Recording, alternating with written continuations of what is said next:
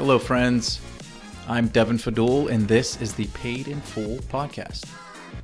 In each episode, I sit down with creatives, entrepreneurs, and thinkers that have gone off the beaten path to achieve their own version of success. My goal is to dive into their stories, learn about their philosophies, and share their wisdom. I hope you enjoy the show. My guest today is Matt Croce. Matt is an old friend and a former auditor who left the corporate grind in 2021 to start his own business. And in this conversation, we get into some parenting philosophies, how he's growing the company, and some thoughts on traditional retirement. So without further ado, I want to start with kids. Okay, I've got some. You've got 5. I do. Was that ever part of the plan? The short answer is no. Certainly not for me. That was never part of my plan. I never grew up. I was one of 3, so I did have siblings. My wife was an only child. So for her, I think she's like, yeah, I'll take as many as I can get. I didn't have any of that growing up. I definitely want that experience for my kids where they have brothers and sisters and they're running around and playing and there's always someone to beat up on or someone to play a game with or whatever. I don't think I came into this with like, oh, I want to have 2.5 kids and then it's going to be done. We're going to move on and that's that. It's kind of just open to whatever life presented. I didn't think it would be 5, but here we are, and that's okay. No, definitely not part of the plan, but it's been good. I mean, it's a wild ride. There's constantly something happening, and they're all young. Like our oldest is 8, so they're very much compressed as far as age, and they're like on top of each other, and it's crazy. So yeah, I mean, sleep is just not what it used to be, but that's okay. And the schedule, I think, will get crazier as they get to be teenagers and they're going around and doing their own thing more. Now we can kind of control what they do. That won't last for too much longer once they get to be 10, 11, 12, and they have activities and all this stuff. So I don't know what that's going to look like, honestly. But it's one of those things like I never felt like I needed to say, okay, there's another one coming. I need to like plan what this is going to look like or how it's going to. I've always been very like, well, we'll figure it out.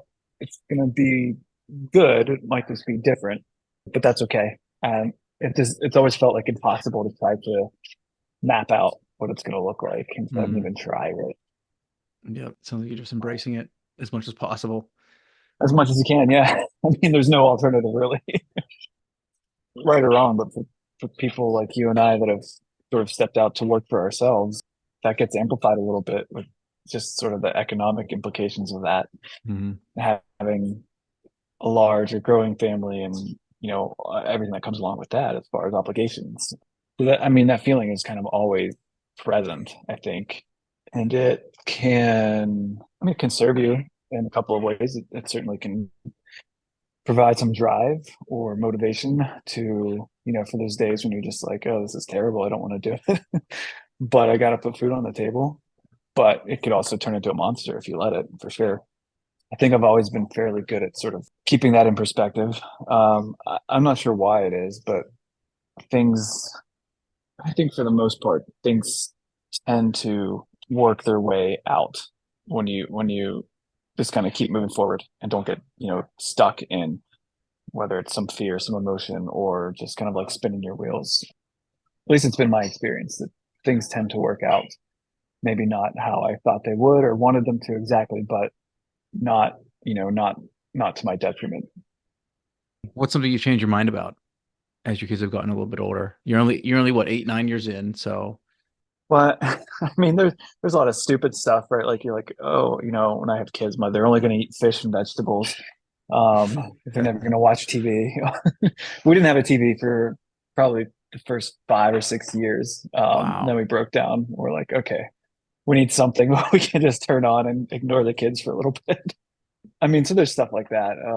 I mean, bigger picture things, I don't know if I've changed my mind on a whole lot. I've definitely learned a lot, feeling like I think what you find out is just how little you know and how little you control. And just kind of like, I'm here to provide whatever guardrails need to be in place and support system that needs to happen and allow you to, figure out who you are and how I can help you become that person while, teaching and giving whatever I can along the way. But it's the idea that I'm going to somehow mold this person or control them or have this I don't know. It's just hard to put words around, but the impact that you have is less.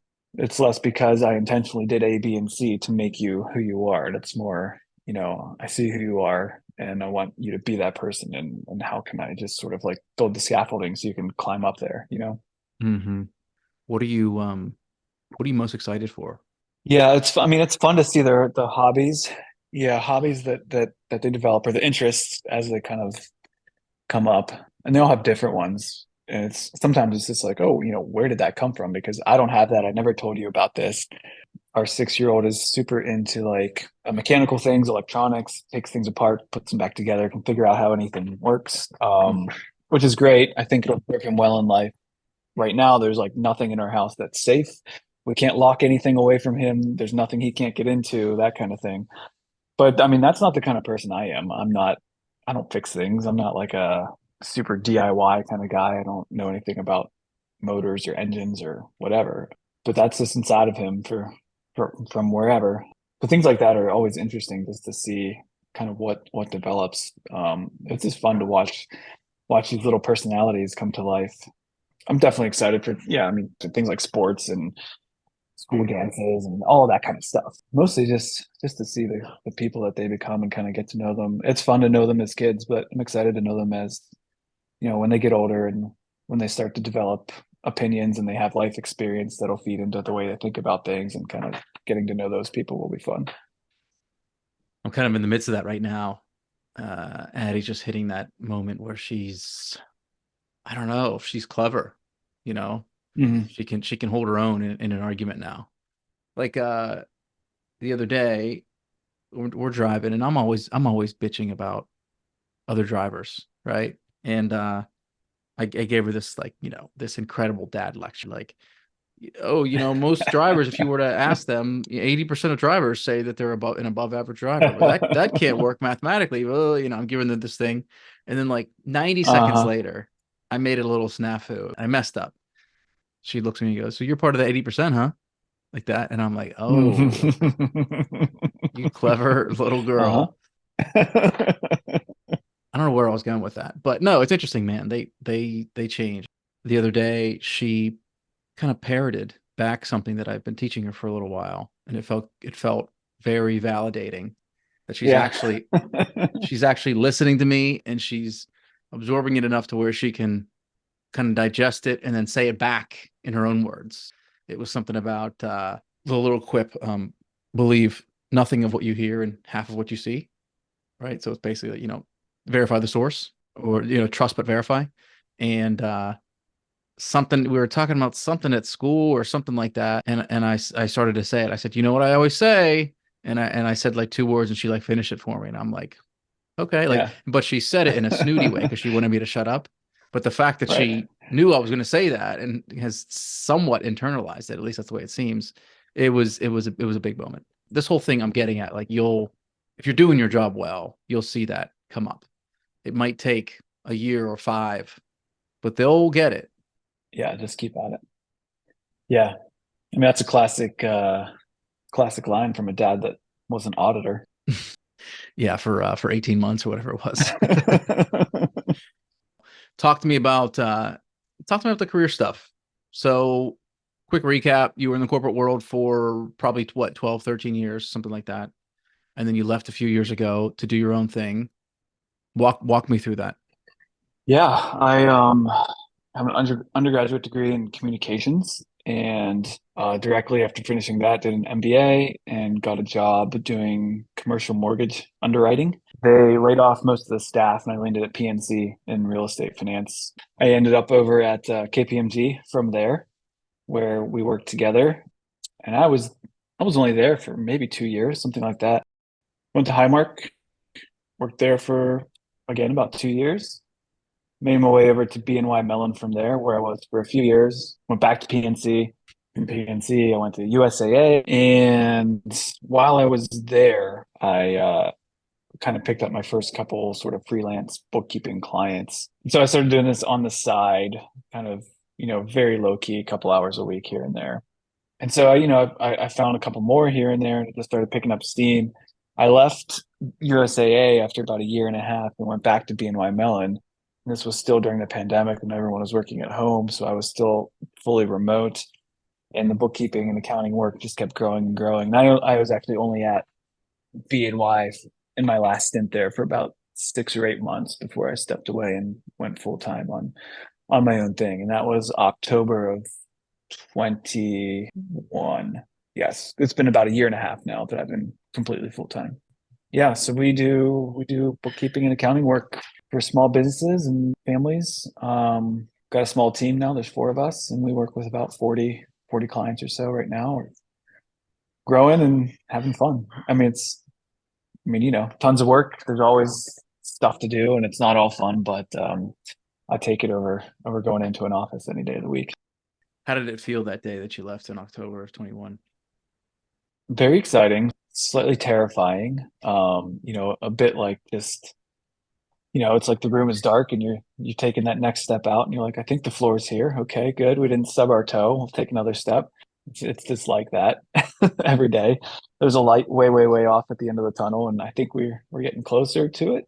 I mean, the analogies are all true. Building the airplane as you're flying it, and all these things. It's exactly what it feels like. What were some of the biggest challenges that first year? I mean, you already had some clients, the word was spreading. Yeah, I didn't just kind of quit my job with nothing lined up. We did have some runway as far as cash in the bank. Probably could have gone about 2 years or so without any revenue from the business before it would have been an issue, which has made it easier to kind of make that decision for sure.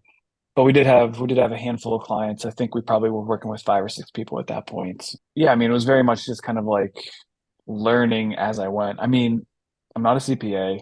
I know what I'm doing as far as the accounting, bookkeeping work that we do, but I'm not going to touch someone's taxes. We just don't do that. And so probably, I mean, the biggest challenge is, and this still happens now, is kind of overcoming that feeling of like inadequacy or and your classic sort of imposter syndrome thing, where you kind of feel like you're making it up every day, but you're not. You're doing good work, but that's always kind of, I think even if I was a CPA and I had all these other designations, I think you'd still kind of feel that because you're just kind of out there on your own, talking to people and doing your best work for them, hoping that it's good enough, and it's easy to feel like, well, I think this is the right thing, but I don't, there's no boss to tell me if I'm wrong here. So we're going to go with it and see what happens. It's a challenge, but you get used to that feeling, I think. Mm-hmm. You've been growing a lot in the last, 18 months, 24 months, something like that, right? What do you attribute that to? Honestly, it's all been word of mouth referral, people talking to people. I say almost all of it. We do have a number of clients that have come through from like Upwork, which is sort of a freelancer marketplace. I'll go out there every once in a while and just kind of see what's out there. If there's anything that makes sense to throw my hat in the ring on. But for the most part, it's been referral. I mean, I think the big thing is that, accounting work or bookkeeping work can easily be treated as a commodity. There's not necessarily anything special about, the day-to-day work that we do. But our whole sort of philosophy is kind of rooted in service. We want to come alongside the people that we work with, our clients, and basically we want them to feel like we are part of their business, part of their company, and just as committed to helping them succeed and grow and meet whatever goals they have as they are, which I think you don't get with a lot of other, bookkeeping or accounting firms that you might work with. You're a client, they're going to go in and do your books once a week or whatever, and that's it. They're not going to sit down with you and talk about, hey, we want to do this. How can we think about financing this, or what are some solutions we could come up with to do A, B, and C that we want to do in our business. So it's a little bit more than just transactional, which is how we want to approach it. So you recently went through a rebrand. So tell me about the kind of the thought process behind that, what made you want to do that, and then where you see that, I guess, kind of how do you see that changing things for the business in the next, kind of in the short term, the next like maybe 1 to 3 years? Well, so the original name we had was 412 Management, which was very kind of spur of the moment and created without much thought. I just basically needed a name, and that was there. So we took it. It's obviously very sort of geographically limiting, maybe. 412 is the area code for Pittsburgh where we live, but it didn't really say anything about who we are, what we do, any of that kind of stuff. And so I wanted to kind of change that up. I'd grown pretty tired of that. It didn't really mean anything to me. So I worked with the clients of ours, a great little company called Studio Live, and they went to sort of a naming exercise for us and came up with a selection of 10 or 12 names that they thought might speak to the way we try to approach our work and the relationships with our clients. We settled on one called Zoar, Zoar, which is kind of an obscure word. Sort of means shelter, fortress, safe place, that kind of thing. But yeah, and that's kind of what we're trying to, communicate to our clients and give to our clients is sort of that feeling of safety. So we're using kind of safety in numbers as a little bit of a tagline with that. But as far as how it changes things, I don't know. I mean, obviously, like I don't know if your brand changes what you do every day, but it sort of filters into the way you think about things and the way that you try to position yourself when you're talking to clients, when you're on sales calls, the way that you talk about the business or the company, I think flows out of that. So there will be impact there for sure. There's some other little kind of fun stuff. I'm working on a little sort of a twist on the CFO role. We're calling it the ZFO, which is like a for Z for Zor, but it'll be more of a personal kind of product for individuals and families who want someone to kind of walk in those shoes with them. That's kind of in development now, but that'll come soon. So there might be some things with that. I think Z is kind of fun to play around with. There's not a lot of Z names out there, so it sticks out a little bit. So I know that you are a man of faith. Are you raising your children in the church as well? How are you and your wife approaching that as a family? Yeah, I mean it's definitely part of our lives, and we try and it's not something that we like try to beat our kids over the head with, but it just sort of like is part of our everyday sort of interactions, and I think in subtle ways, and it's not like you have to do this or you have to think this way or whatever, but we try to just show them by how we act and how we live what that means, and hopefully they pick up on some of that. I think it's like you said with your daughter, if there are things that we may not know they are getting for years, but then sometimes, something will come out and you're like, oh, okay, that did get into you. But I don't know, I'm not really one for like proselytizing and like making my kids memorize things and like forcing them to do any of that. I don't know. I think that does more harm than good in the long run. I mean, ultimately, I think it's treating people with respect, with kindness, with love, and meeting people where they are, and understanding that we're all the same here. Like you're no different than me. We're just bags of bones and meat that are trying to make our way through the world, and everyone's dealing with their own things. And understanding that, keeping that in some perspective, I think is probably the key, rather than saying I need to go find these people in a jungle that have never heard whatever. That I don't know. That doesn't really do much for me. Yeah, it's like what's that saying? Like you preach more with your life than with your lips, something like that, Mm. right? Yeah.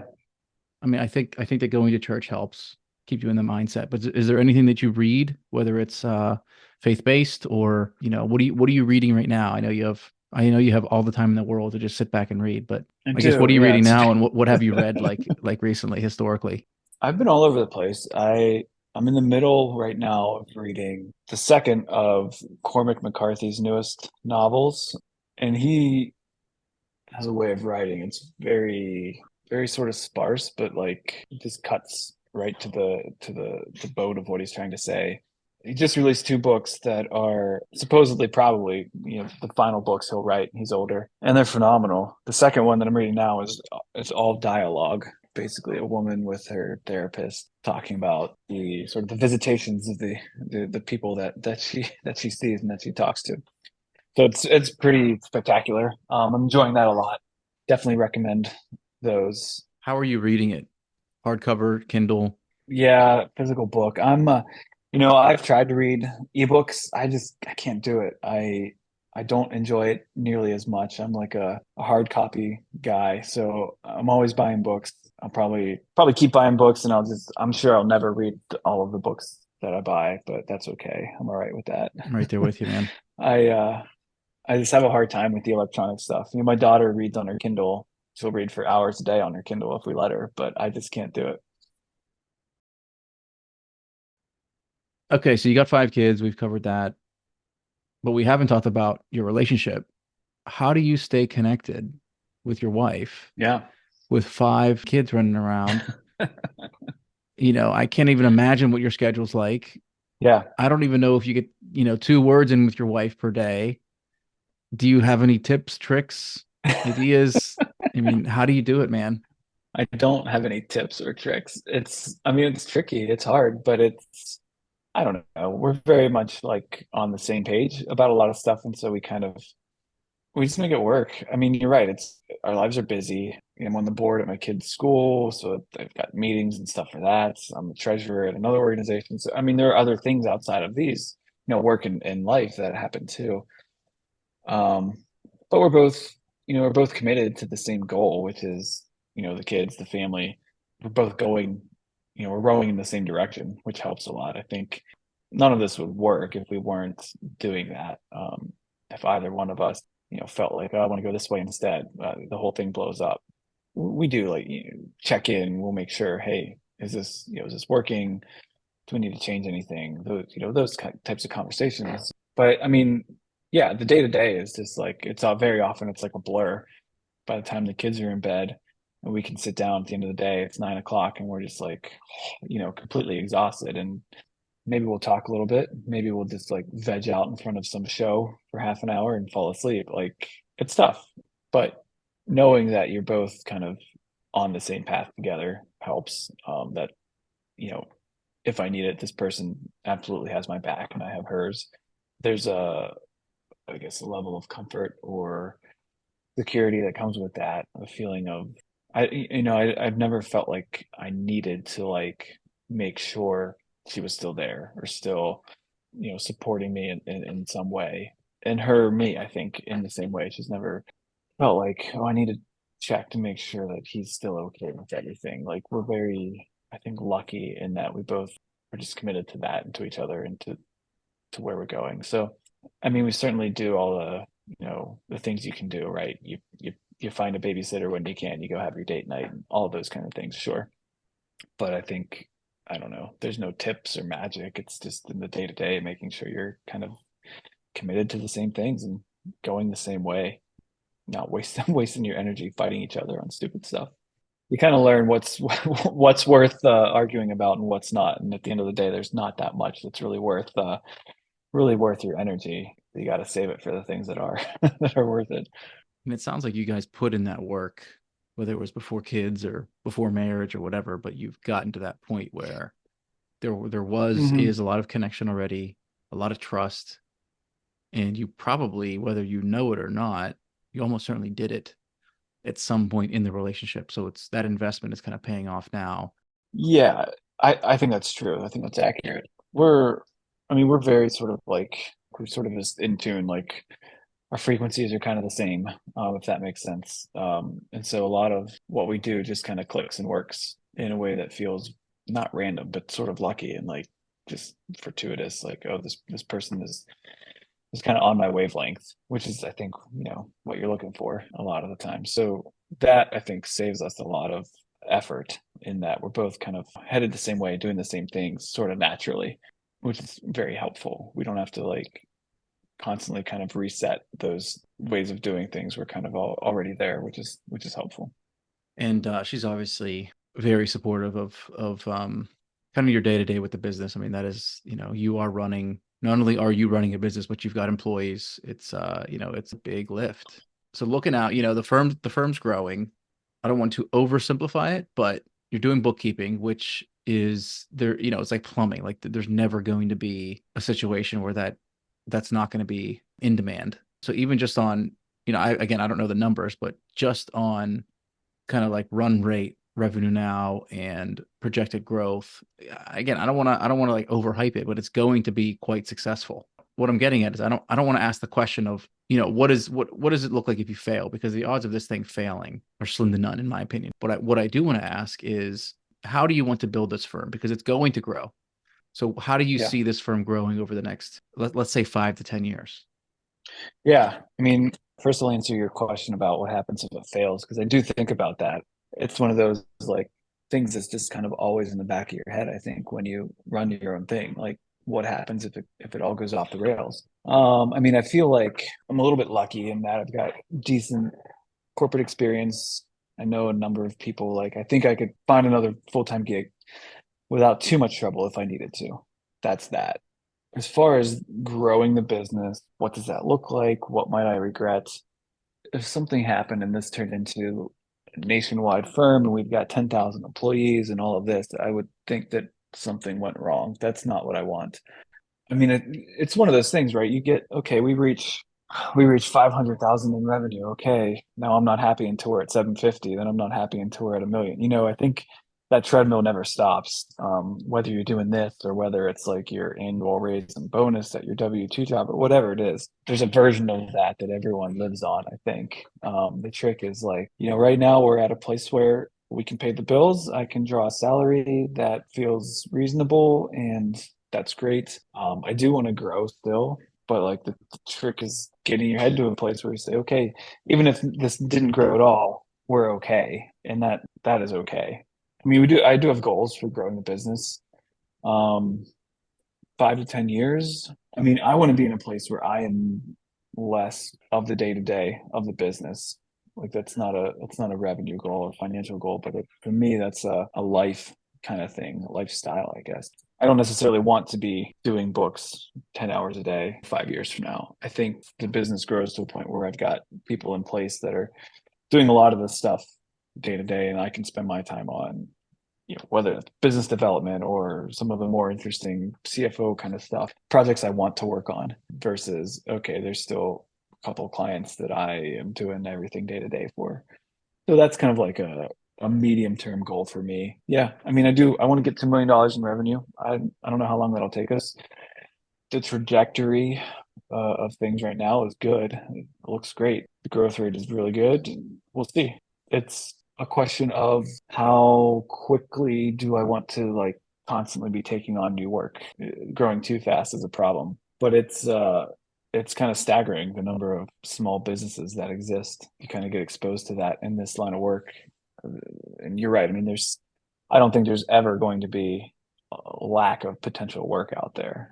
That number is just huge. I mean, it grew a lot during the pandemic. Everyone started a business, it seems like, during the pandemic, myself included. And it just keeps happening. So, I mean, there's plenty of work out there. It's just how quickly do you want to get there? And I want to save my sanity at the same time. I'm not trying to be one of these entrepreneurs that just, works 80-hour weeks and burns out. That's not why I'm doing this. All right, let's maybe wrap up with this question because I've kind of got this top of mind recently. The concept of retirement, capital R retirement, where you work and then you stop working and then you golf and then you die. Not to be so flippant about it, but my thoughts have changed probably in the last 18 months. So, A, what are your thoughts on retirement? And then have they changed since you left corporate America? Yes, I think my thoughts on retirement have changed. I don't think I ever thought I would just stop working and like lounge. I would always probably be doing something or have something going on just because I get bored and need to be doing something. Now I think I don't know what that'll look like. I mean, it's interesting. Like in this kind of business, you can sell a firm like this. You can make a nice penny doing that if you build it up. There's a lot of work for me to do between now and then to make that like a reasonable thing to think about. Basically, I need to pull myself out of the business, systematize everything so someone could pick it up and keep running it. But even if I did that tomorrow, like I don't know, I wouldn't just head to the beach and chill out all the time. I'd probably find something else to work on. I want to keep my brain engaged.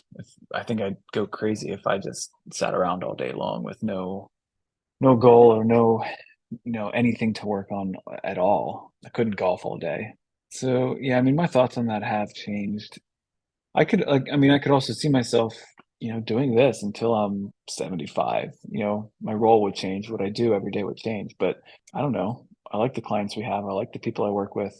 I don't think there's anything wrong with that. If you enjoy what you're doing, why stop? No reason to stop. Maybe I do it less, but I don't know. I think that you see people kind of just completely atrophy when they stop doing anything at all. I don't want to do that. And I don't want to be these people that's 80 and just can't get up out of a chair and, watches TV all day. That sounds terrible. Yep. So has that mindset changed since, Well, yeah, I mean, I think back then I probably would have said, I want to retire and like not do anything, but I don't know if that would have been true. Like, I think I would have still like found something to be engaged with. I think I just need something like that. I can't like not be doing something. It just feels not right. It feels, I don't know, wouldn't feel good for me. I don't know what that would be. Maybe, we've got a little bit of real estate. Maybe I would spend more time on that. I don't know. Who knows? But it would be something, or I would be learning something. I don't know. I'd go back to school when I was 70 or something. I don't know. I would need some kind of project. And the beauty of businesses like ours, until you physically can't do it, it's not that traditional model, which I can't speak for you, but I was so steeped in for years of you really aren't even really allowed to work past your early 60s. So you're kind of forced to find something else to do, which is fine if you hate it, if you hate what you're doing. But I don't know, it's just the whole thing, and I'm not going to get into it now, but there's a small but vocal kind of zeitgeist trying to change, maybe not trying to change, but trying to rethink this idea of work and retirement. I have to think in maybe a decade, the traditional model, which was only traditional for 50, 60, 70 years, since maybe the 50s or Not that 60s, long, maybe. right? Yeah. And I say traditional, you know what I'm talking about, work in this corporate job, do it for 30, 35 years, Yeah. stop doing it, and move to Florida. That's only existed for a very like short period of time. Nobody retired that way in 1925. You know what I mean?